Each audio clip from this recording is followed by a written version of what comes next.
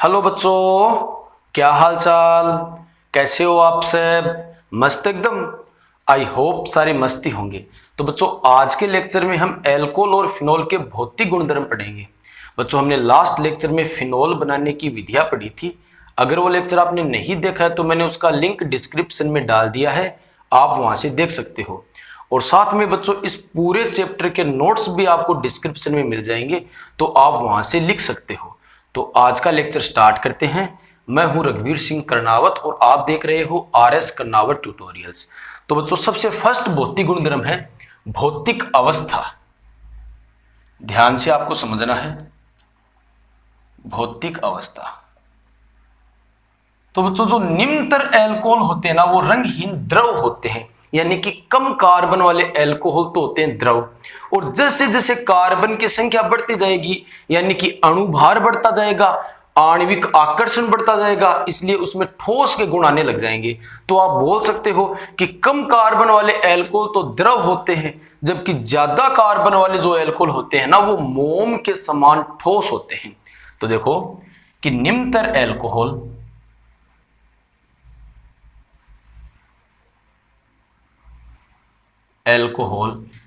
रंगहीन द्रव होते हैं,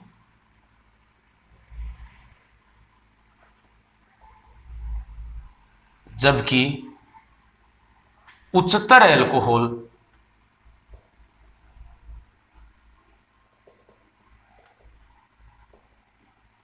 मोम के समान ठोस होते हैं।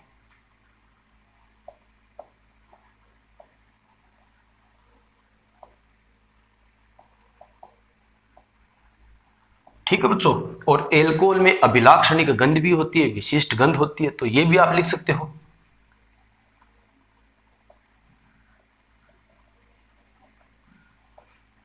एल्कोहल में अभिलाक्षणिक गंध होती है।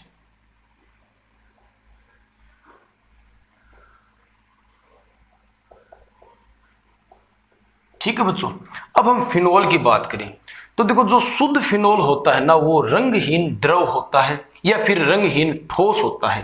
कहने का मतलब देखो, द्रव और ठोस क्यों बोला जाता है?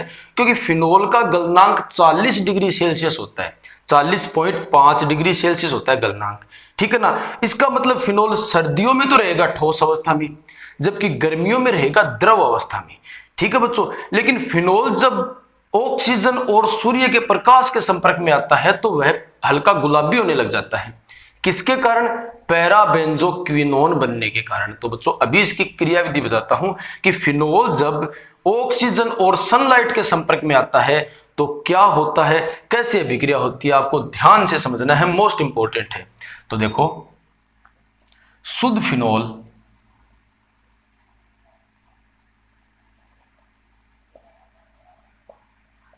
रंगहीन द्रव या फिर ठोस होता है। तो ये दोनों क्यों लिख दिए? क्योंकि फिनोल का गलनांक 40.5 डिग्री होता है, तो सर्दियों में तो ये रहेगा ठोस, जबकि गर्मियों में ये रहेगा द्रव। ठीक है ना? तो रंगहीन द्रव या ठोस होता है। ठीक है, लेकिन वायु की उपस्थिति में यह पैराबेंजोक्विनोन बनने के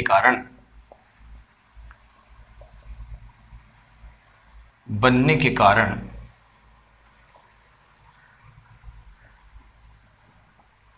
हल्का गुलाबी हो जाता है।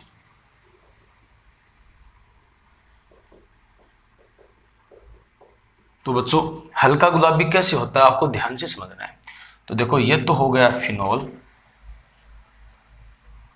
ठीक है ना, और वायु का मतलब ऑक्सीजन, और ये सनलाइट। ठीक है, तो देखो, वायु नाम आते ही हम ऑक्सीजन के साथ अभिक्रिया करवाते हैं, लेकिन वायु में तो ज्यादा नाइट्रोजन होती है, तो फिर नाइट्रोजन के साथ अभिक्रिया क्यों नहीं करवाते? बच्चों, नाइट्रोजन में नाइट्रोजन के बीच में ट्रिपल बॉन्ड होता है, और ट्रिपल बॉन्ड तोड़ने के लिए बहुत ज्यादा एनर्जी चाहिए। करने का मतलब नाइट्रोजन की बंध वियोजन ऊर्जा ज्यादा होती है, इसलिए नाइट्रोजन लगभग अक्रिय होती है। ठीक है ना? तो बनेगा क्या? पैराबेंजोक्विनोन बनेगा बच्चों। क्या बनेगा? पैराबेंजोक्विनोन। तो ये है पैराबेंजोक्विनोन।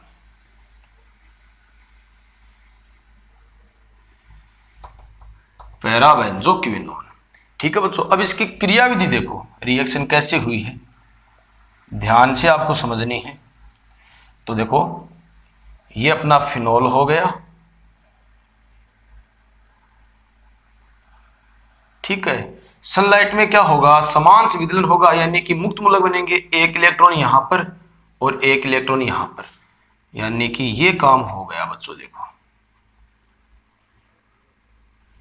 ऑक्सीजन पर मुक्त मूलक और हाइड्रोजन पर मुक्त मूलक। अब बच्चों ये वाला बॉन्ड ब्रेक होगा, ठीक है, ये वाला बॉन्ड ब्रेक होगा, एक इलेक्ट्रॉन इस कार्बन के पास और एक इलेक्ट्रॉन इस कार्बन के पास। तो बच्चों यहां पर जो इलेक्ट्रॉन आएगा वो ऑक्सीजन के साथ जुड़ जाएगा, तो आपके पास क्या बना, देखो इस बॉन्ड को नहीं छेड़ा आपने, इस बॉन्ड को भी नहीं छेड़ा, और यहां पर डबल बॉन्ड बन गया और यहां पर इलेक्ट्रॉन आ गया। आ गई बात समझ में। अब क्या होगा, एक इलेक्ट्रॉन यहां पर डबल बॉन्ड में से एक बॉन्ड ब्रेक हो जाएगा, एक इलेक्ट्रॉन इसके पास और एक इलेक्ट्रॉन इसके पास। आ गई बात समझ में। तो आपके पास क्या बनेगा, देखो ध्यान से समझना है बच्चों आपको। तो ये ऊपर वाले को नहीं छेड़ाना आपने, इस बॉन्ड को भी नहीं छेड़ाना, यहां पर इलेक्ट्रॉन आएगा और ये इलेक्ट्रॉन बॉन्ड बना लेंगे, और यहां पर अब बच्चों एक इलेक्ट्रॉन है। समझ गए बात को। अब हम ऑक्सीजन को लाते हैं, और आपको पता है कि यहां पर हाइड्रोजन भी है, हाइड्रोजन भी है। अब बच्चों आगे क्या होगा, देखो ध्यान से आपको समझना है कि ऑक्सीजन का एक बॉन्ड टूटेगा, एक इलेक्ट्रॉन इस ऑक्सीजन के पास और एक इलेक्ट्रॉन इस ऑक्सीजन के पास। ठीक है, कहने का मतलब देखो यहां पर लिख रहा हूं मैं, यहां पर दोनों के बीच में एक ही बॉन्ड बचेगा, एक इलेक्ट्रॉन इसके पास और एक इलेक्ट्रॉन इसके पास। अब क्या होगा कि एक ऑक्सीजन के साथ तो यह हाइड्रोजन जुड़ जाएगा, जुड़ गया। अब ये ऑक्सीजन रह गया, तो यह ऑक्सीजन किसके साथ जुड़ेगा बच्चों, इस इलेक्ट्रॉन के साथ जुड़ेगा। अब आपको आगे ध्यान से समझना है। तो देखो क्या हुआ है यहां पर, तो ये ऊपर वाला डबल बॉन्ड O, इस बॉन्ड को आपने छेड़ा नहीं, ये वाला बॉन्ड, और इससे एक ऑक्सीजन जुड़ गया, मान लो ये लो एक ऑक्सीजन जुड़ गया ना, ऑक्सीजन ऑक्सीजन के बीच में बॉन्ड है, और एक से ये हाइड्रोजन जुड़ गया, ये लो। आ गई बात समझ में। देखो कि एक ऑक्सीजन के साथ तो ये जुड़ गया और एक ऑक्सीजन के साथ ये कार्बन जुड़ गया, तो ये बन गया आपके पास, क्या बन गया, पेरोक्साइड बन गया, जो कि स्थायी नहीं होता है।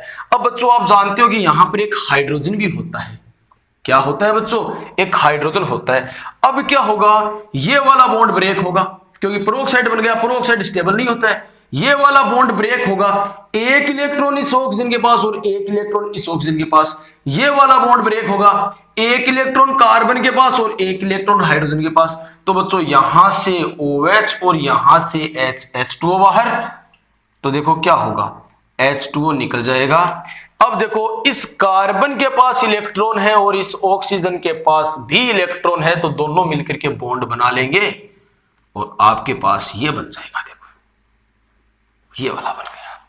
आगे ना बात समझ में। तो ऐसे जैसे ही फिनोल वायु के संपर्क में आता है तो वो हल्का गुलाबी हो जाता है।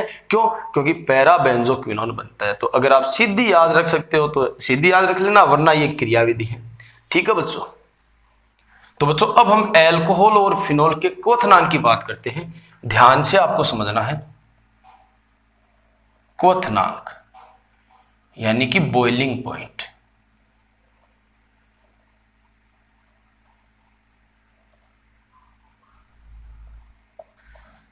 तो बच्चों पहले आप क्वथनांक का मतलब समझिए।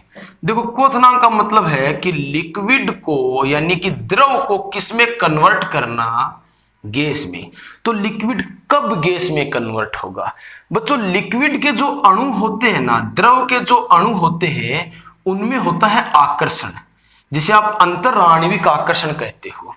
अब जब आप इसे गर्म करोगे, टेम्परेचर दोगे, तो बच्चों ये आकर्षण जो है वो टूट जाएगा। जब आकर्षण टूट जाएगा अणु स्वतंत्र हो जाएंगे, मुक्त हो जाएंगे, इसलिए वो ऊपर की ओर उड़ने लग जाएंगे। जब ये आकर्षण टूट गया तो अणु स्वतंत्र हो गए, इसलिए वो ऊपर की ओर उड़ने लग जाएंगे। आप बोल सकते हो कि लिक्विड किस में बदल गया? गैस में बदल गया। तो कहने का मतलब क्वथनांक सीधा सीधा अणुओं के मध्य लगने वाले आकर्षण पर निर्भर करता है। यदि अणुओं के मध्य आकर्षण अधिक है तो उस आकर्षण को तोड़ने के लिए उतने ही अधिक तापमान की आवश्यकता होगी, यानी कि उस द्रव का क्वथनांक ज्यादा हो जाएगा। यदि किसी द्रव के अणुओं के मध्य आकर्षण कम है तो उस आकर्षण को तोड़ने के लिए उतने ही कम तापमान की आवश्यकता होगी, यानी कि उस द्रव का क्वथनांक कम हो जाएगा। तो कहने का मतलब बच्चों, क्वथनांक सीधा सीधा अणुओं के मध्य लगने वाले आकर्षण पर निर्भर करता है। अब बच्चों आकर्षण जो है ना, अणुओं के मध्य लगने वाला आकर्षण है, वो दो कारकों पर निर्भर करता है। एक तो बच्चों आणविक द्रव्यमान पर। किस पर बच्चों? आणविक द्रव्यमान पर, कि जिस द्रव के अणुओं का द्रव्यमान अधिक होगा उनके मध्य आकर्षण अधिक लगेगा। और निर्भर करता है बच्चों अणु के पृष्ठीय क्षेत्रफल पर, कि जिस अणु का पृष्ठीय क्षेत्रफल ज्यादा होगा उनके मध्य आकर्षण भी ज्यादा लगेगा। आ गई बात समझ में? अब देखो, एल्कोहल का जो क्वथनांक होता है ना, वो हाइड्रोकार्बन और ईथर से अधिक होता है। क्यों? क्योंकि एल्कोहल में प्रबल अंतराण्विक हाइड्रोजन आबंध होते हैं, जिससे अणुओं का संगुणन हो जाता है, यानी कि बहुत सारे अणु आपस में मिल जाते हैं। तो अगर संगुणन हो गया, अणु भारी हो गया, तो उससे ऊपर उठा नहीं जाएगा ना, तो आपको ज्यादा तापमान देने की आवश्यकता होगी। ठीक है बच्चों, तो एल्कोहल का जो क्वथनांक होता है वो हाइड्रोकार्बन और ईथर से अधिक होता है। तो आप लिख सकते हो एल्कोहल का क्वथनांक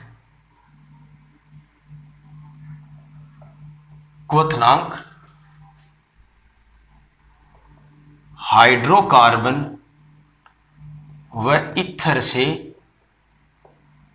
अधिक होता है। ठीक है, क्यों? क्योंकि एल्कोहल में अंतराण्विक हाइड्रोजन आबंध होते हैं। क्योंकि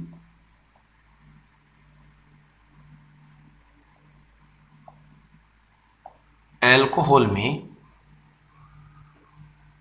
अंतराण्विक हाइड्रोजन आबंध होते हैं। ठीक है बच्चों, कैसे? तो देखो ये अपना एल्कोहल हो गया, ठीक है, ROH, यहां पर एल्किल समूह हो गया। ये और बना लो आप, सिंपल शो करना है आपको, एकदम से सिंपल। अब बच्चों ऑक्सीजन की विद्युत ऋणता ज्यादा, तो इलेक्ट्रॉन खींचेगा ऑक्सीजन, तो ऑक्सीजन पर तो आंशिक ऋणावेश, हाइड्रोजन पर आंशिक धनावेश। ऑक्सीजन इस बॉन्ड के इलेक्ट्रॉन खींचेगा तो इस पर आंशिक ऋणावेश और हाइड्रोजन पर आंशिक धनावेश। ऑक्सीजन इलेक्ट्रॉन खींचेगा तो आंशिक ऋणावेश और आंशिक धनावेश। तो इनके बीच में आकर्षण होगा कि नहीं होगा बच्चों? आकर्षण होगा कि नहीं होगा? आकर्षण होगा ना। तो इस आकर्षण के कारण एल्कोहल का जो क्वथनांक है वो हाइड्रोकार्बन और ईथर से अधिक होता है। आ गई बात समझ में? अब बच्चों एल्कोहल में जैसे जैसे कार्बन की संख्या बढ़ेगी ना, क्वथनांक बढ़ेगा, क्योंकि कार्बन की संख्या बढ़ने का मतलब अणु का वजन बढ़ रहा है। अगर अणु का द्रव्यमान बढ़ेगा तो आकर्षण बढ़ेगा, और आकर्षण बढ़ेगा तो क्वथनांक भी बढ़ेगा। तो आप बोल सकते हो कि एल्कोहल में कार्बन श्रृंखला का आकार बढ़ने पर क्वथनांक बढ़ता है। क्यों बढ़ता है? क्योंकि आकार बढ़ेगा, द्रव्यमान बढ़ेगा, द्रव्यमान बढ़ेगा, आकर्षण बढ़ेगा, और आकर्षण बढ़ेगा तो क्वथनांक बढ़ेगा।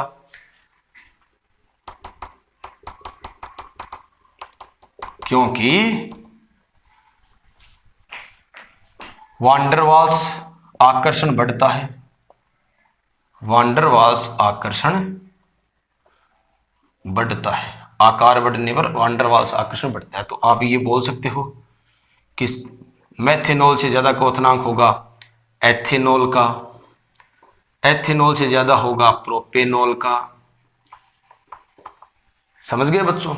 अब बच्चों अगर हम समावयवियों की बात करें तो जैसे जैसे शाखन बढ़ता जाएगा ना, शाखाएं बढ़ती जाएगी, प्रतिस्थापी बढ़ते जाएंगे ना, वैसे वैसे अणु का पृष्ठीय क्षेत्रफल कम होता है।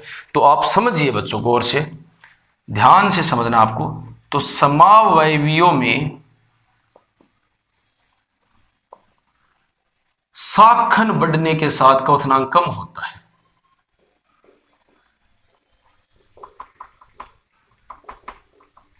क्वथनांक कम होता है। क्योंकि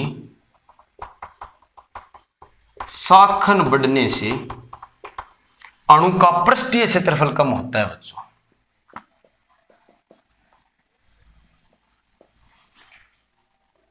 पृष्ठीय क्षेत्रफल कम होता है। ठीक है बच्चों, देखो जैसे हमारे पास एक तो ये है ब्यूटेनॉल है, एक हमारे पास आइसोब्यूटिल एल्कोहल है, और एक हमारे पास बच्चों ये है तृतीयक ब्यूटिल एल्कोहल। ठीक है, अब देखो तीनों का वजन समान है। जब आणविक द्रव्यमान समान होता है ना, तब हम पृष्ठीय क्षेत्रफल देखते हैं। बच्चों शाखन बढ़ने के साथ साथ अणु गोल होता जाता है, यानी कि उसका पृष्ठीय क्षेत्रफल कम होने लगता है। ऐसा ही समझ लो ना आप कि इसका इतना बड़ा पृष्ठ, इसका इतना बड़ा पृष्ठ और इसका इतना बड़ा पृष्ठ। सिंपल है, याद रह जाएगा। तो बच्चों जैसे जैसे अणु में शाखन बढ़ता जाता है, कार्बन श्रृंखला में शाखन बढ़ता जाता है, अणु गोल होता जाता है। और गोल होने का मतलब पृष्ठीय क्षेत्रफल कम हो गया।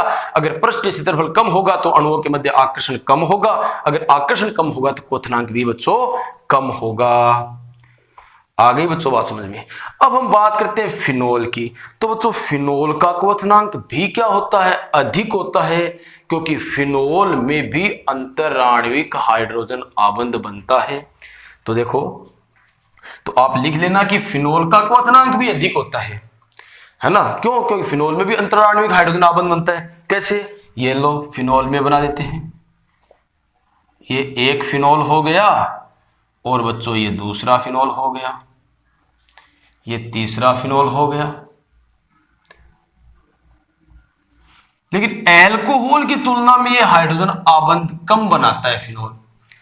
बच्चों फिनोल जो है वो एल्कोहल की तुलना में कम हाइड्रोजन आबंध इसलिए बनाता है क्योंकि फिनोल में ये जो बेंजीन वलय होती है वो बड़ी होती है, इसलिए हाइड्रोजन आबंधन में थोड़ी त्रिविम बाधा आती है, यानी कि रुकावट आती है। क्योंकि रिंग इतना सारा स्थान घेर लेगी तो हाइड्रोजन बंध को जगह नहीं मिलेगी ना, इसलिए।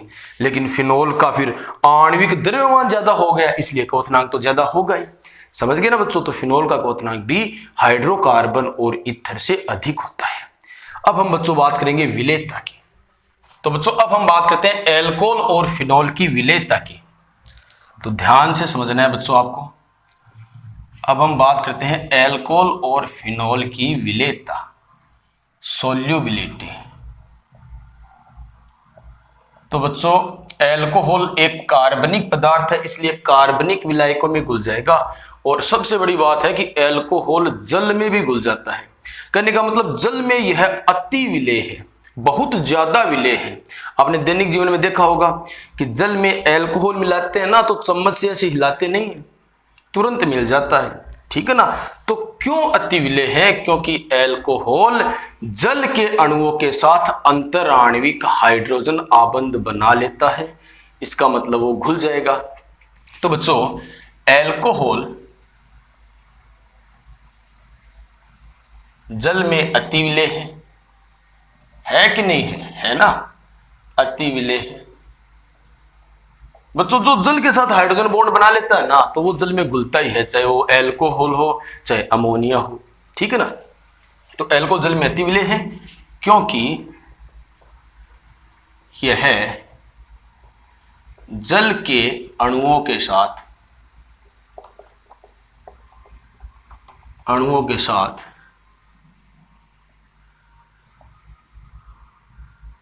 अंतराण्विक हाइड्रोजन आबंध बनाता है। ठीक है? कैसे बनाता है बच्चों? देखो, तो ये एक तो हो गया एल्कोहल का अणु, एक हो गया जल का अणु, एक हो गया एल्कोहल का अणु, और एक हो गया जल का अणु। तो आपको बताया ऑक्सीजन इलेक्ट्रॉन खींचेगा, इस पर आंशिक माइनस, हाइड्रोजन पर आंशिक प्लस, ऑक्सीजन पर आंशिक माइनस, हाइड्रोजन पर आंशिक प्लस, ऑक्सीजन पर आंशिक माइनस, हाइड्रोजन पर आंशिक प्लस, ऑक्सीजन पर आंशिक माइनस और हाइड्रोजन पर आंशिक प्लस। तो प्लस माइनस में आकर्षण लगेगा ना, तो इसे हम द्विध्रुव आकर्षण कहते हैं बच्चों। तो हाइड्रोजन बॉन्ड एक प्रकार का द्विध्रुव आकर्षण ही होता है। ठीक है बच्चों? अब देखो एल्कोहल में जो निम्नतर एल्कोहल होते हैं ना, वो जल में अति विलेय होते हैं, और जैसे जैसे कार्बन की संख्या बढ़ती जाएगी एल्कोहल की जल में विलेयता कम होती जाएगी। क्यों? क्योंकि कार्बन की संख्या बढ़ने का मतलब है बच्चों हाइड्रोकार्बन का बढ़ना। एल्कोहल में हाइड्रोकार्बन भाग होता है ना, अगर वो बढ़ेगा तो विलेयता कम होगी, क्योंकि बच्चों जल होता है ध्रुवीय जबकि हाइड्रोकार्बन होता है अध्रुवीय। तो जैसे जैसे हाइड्रोकार्बन भाग बढ़ेगा यानी कि अध्रुवीय भाग बढ़ेगा, वो एल्कोहल को जल में घुलने ही नहीं देगा। तो सिंपल है, क्योंकि ध्रुवीय में ध्रुवीय घुलता है, ध्यान देना, ध्रुवीय विलायक में ध्रुवीय विलय घुलता है और अध्रुवीय विलायक में अध्रुवीय विलय घुलता है। अब जैसे जैसे हाइड्रोकार्बन बढ़ता जाएगा ना, यानी कि अध्रुवीय भाग बढ़ रहा है, तो वो अध्रुवीय भाग है ना हाइड्रोजन बॉन्ड नहीं बनाने देगा, यानी कि जल के अंदर नहीं घुलेगा। तो सिंपल है, एल्कोहल में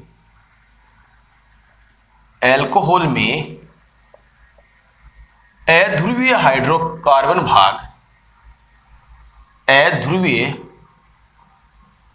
हाइड्रोकार्बन भाग का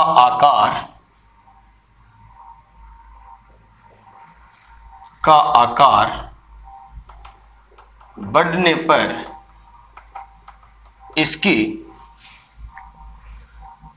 जल में विलेयता कम होती है। ठीक है, इसका मतलब मेथेनॉल सबसे ज्यादा विलेय, उसके बाद बच्चों एथेनॉल, प्रोपेनॉल, ऐसे जैसे जैसे देखो हाइड्रोकार्बन भाग यानी कि कार्बन की संख्या बढ़ती जाएगी ना, विलेयता कम होती जाएगी।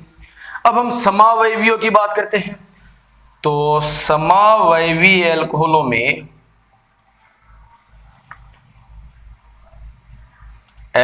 में साखन के साथ साथ विलेयता बढ़ती है।